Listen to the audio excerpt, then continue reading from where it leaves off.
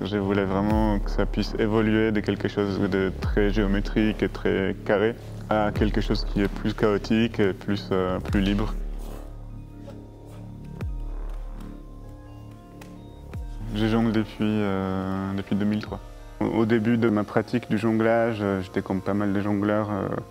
Je faisais des figures, les pieds fixes plantés au sol et petit à petit, j'ai commencé à vraiment assumer les côtés de danse et aller vraiment chercher de ce côté-là plutôt que juste faire de la jonglerie en mouvement.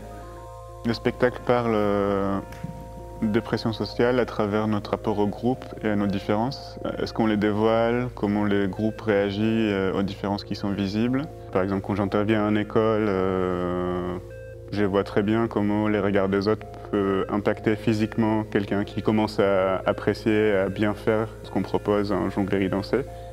Et il suffit d'un regard ou d'un mot de ses camarades pour que tout se referme. Dans le spectacle, quand on a une personne qui dévoile ses différences, est-ce que ça va provoquer du rejet dans un premier temps? Est-ce que ça va donner envie aux autres de prendre leur liberté par rapport à la norme? Et comment petit à petit les changements peuvent venir dans un groupe?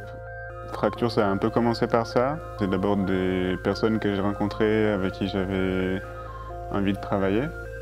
Comme on était assez nombreux dans cette équipe que j'ai constituée, j'avais envie d'avoir un groupe qui peut se diviser et se reconstruire.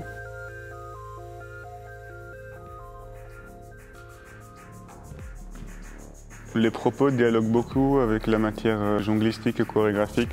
Ce thème de la pression sociale est intéressant à aborder parce qu'elle va un peu à l'encontre de ce qui raconte naturellement le travail qu'on fait, qui est de mélanger la jonglerie et la danse contact avec beaucoup de portée, beaucoup de mouvements où on est interdépendant avec des contrepoids, etc. Qu'on les veuille ou non, il y a une entraide qui se dégage de ça.